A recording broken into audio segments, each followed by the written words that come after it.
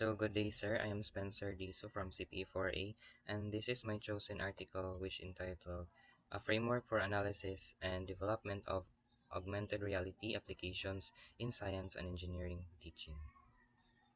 So who has have done the work? So the work has been conducted by multiple authors, namely Valerie Zizok, Manuel Krug, Sasha Mueller, Johannes Hoer, Stefan Cruz, Wolfgang Müller, Holger Weitzel. So what were their goals and objectives? So the first objective is to confirm parameters for the evaluation of augmented reality in apps in science and engineering education. Second is to extend these parameters to other subjects, analyze existing AR apps in biology, chemistry, and engineering. And last is to identify patterns and differences and derive suggestions for the future development of AR-supported learning environments. So what were the research questions, if any? First is, what are relevant subject-related and media didactic parameters to classify AR apps used in science and engineering teaching with respect to application design and setup? Second is, what patterns, similarities, and discrepancies can be identified in terms of the app setup? Third, is there a relation between the setup and the dedicated learning effects of the reviewed AR apps? And last is, how can the analysis of AR apps based on the developed parameters aid in developing AR apps? So what were their methods in terms of, but not limited to? So first is, how have they gathered relevant data? So the data gathering process involves a hierarchical cluster analysis of AR apps in the domains of biology, chemistry, and engineering. The dendrogram and graphical overlay were used to analyze and visualize the clustering results. The analysis aimed to identify similarities and differences in the setup of these apps. The participants in the study are not explicitly mentioned, since the primary focus seems to be on the analysis of AR apps rather than human participants. The gathering setup involved evaluating the apps based on 7 key parameters. And then tools and techniques were used for data gathering included the hierarchical cluster analysis and evaluation matrix with 7 key parameters. So the first parameter is the immersion, which enhances the perception of presence in the AR environment. Second is the interactivity, which engages learners in dynamic participatory experiences. Third is congruence with reality, which measures realism in the AR environment. Then fourth is content proximity to reality, which rates accuracy in replicating real-world principles. Fifth is adaptivity, which adjusts software or services based on changing circumstances. Then sixth is the game elements or the gamification, which introduces gaming features for enhanced engagement. Then last is the complexity, which evaluates didactical means considering the depth of educational content. So the key parameters were compiled into an evaluation matrix, and then applying the evaluation matrix to each individual AR app determines a distinct matrix profile assigned to each AR app. So here is an example of uh, evaluation matrix. So in figure 1, as you can see, is the exemplary rating on the augmented reality app of Listiara using the evaluation matrix. Each parameter has either certain levels or a number of indicating elements to be checked off. This indicates the degree of the parameters applied in the rated augmented reality app. So in figure 2, which is the output of all biology augmented reality apps overlaid, each heptagonal shape represents one augmented reality app's setup, content, and focus in its development. Some ratings show peaks in one direction, meaning a strong rating of one specific parameter. Others have a more well-rounded heptagonal shape. So second question is, how do they form the dataset? The dataset comprised AR apps in biology, chemistry, and engineering. The final clustering of the dataset was achieved through a hierarchical process, and the selection of clusters was based on the strength indicated in the dendrogram.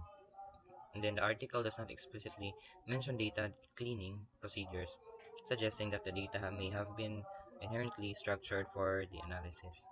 So here in figure 3 is the rating results of the augmented reality app of is Jara. So the heptagon clearly shows a strong peak in the visual parameter congruence with reality. So an exemplary app for these rating results is the textbook Anthropoda. It displays different poisonous and otherwise dangerous species for students to observe.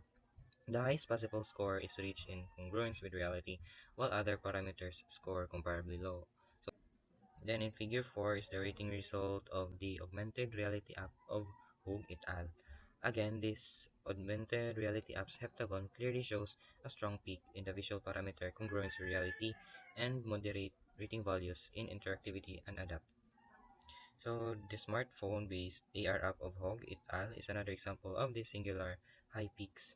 The app displays the crystal structures of the green fluorescent protein or the GFP of broccoli and spinach onto an object with the according marker. Once again, the congruence with reality parameter scored relatively high compared to the rest of the parameters. In figure 5, the rating result of the augmented reality app of Kamari and Ridwan is another example of substantial peak in the visual parameter congruence with reality, while the other six parameters score low. So the smartphone AR app of Kamari and Ridwan also peaks high in congruence and reality.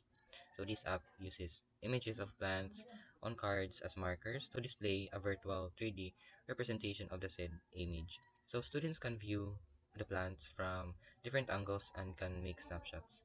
The high rating for congruence with reality leads back to its highly photorealistic design. The AR app's description shows no element to foster interactivity or levels of adaptivity. A game-like character or particular game elements are not described. In addition, as it aims at studying the appearance of plants, it scores low complexity points. Therefore, the respective heptagon results in a shape with mostly low scores except for the protruding peak concerning realism.